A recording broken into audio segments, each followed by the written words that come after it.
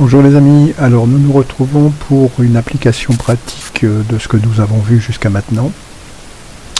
Petite application très simple. Il y en a probablement parmi vous qui jouent, que ce soit au loto, Keno ou Eurostream, enfin tous ces jeux de tirage de numéros aléatoires. J'ai donc trouvé un petit programme pour vous, voyez, tout ce qu'il y a de plus simple. On a 1, 2, 3, 4, 5 box value, une 6e box value qui est un petit peu à l'écart. Et on va cliquer et vous voyez que on obtient des tirages de numéros aléatoires à chaque clic. Donc comment est-ce que l'on fait ça? On va voir. Mais alors il n'y a rien de plus simple, vous allez voir. Ici, on a toutes nos déclarations de variables, A, B, C, D, E, F. Toutes sont des entiers. Par contre, là, on précise que ces entiers sont aléatoires. RND, c'est randomize, aléatoire, entre 1 et 49 pour les 5 premiers, entre 1 et 10 pour le dernier.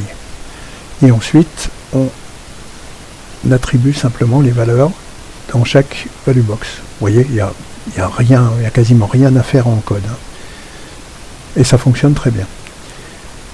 Alors, cette méthode de programmation est bien. Par contre, elle a un défaut que je vais essayer de vous montrer. Alors, je vais relancer le programme. Voilà. Ben là, on est à l'exemple parfait. Vous voyez, il a tiré 2 fois le même numéro. Ce qui normalement n'est pas possible dans un tirage habituel. Et ça peut arriver assez régulièrement. Voilà, là encore, il a tiré 2 fois le même numéro. Alors, comment faire pour éventuellement que ça ne se reproduise pas? Alors, ça, je vais vous laisser le faire vous-même, à vous de chercher, de réfléchir, avec déjà tout ce qu'on a vu, les boucles, etc. Le principe de base est simple. Le contrôle, la routine qui va vérifier les numéros, on va les mettre là avant de les afficher. On va l'insérer entre les déclarations et les affichages. Alors, que doit-on faire? C'est simple. On va vérifier les 5 premiers numéros, puisque c'est ceux-là qui nous intéressent. On va vérifier à chaque fois que le numéro n'a pas une équivalence dans chacun des autres numéros. Donc, on peut le faire par exemple avec une boucle for next, en faisant for i par exemple égale 1 au 5, puisqu'on le fait 5 fois. On va prendre le A. On va le comparer. Est-ce qu'il est différent du B? Est-ce qu'il est différent du C? Est-ce qu'il est différent du D? Est-ce qu'il est différent du E? Puis on revient. On va prendre cette fois-ci le B. Est-ce qu'il est différent du A, du C, du D, du E, le C, du A, B, D, E, le D, du A, B, C, E, et le E, du A, B, C, D. S'il est différent, on laisse et on affiche. S'il est égal, à ce moment-là, soit on peut relancer complètement en faisant une boucle do loop ici, en commençant par do loop, on refait complètement un tirage, soit on change la valeur de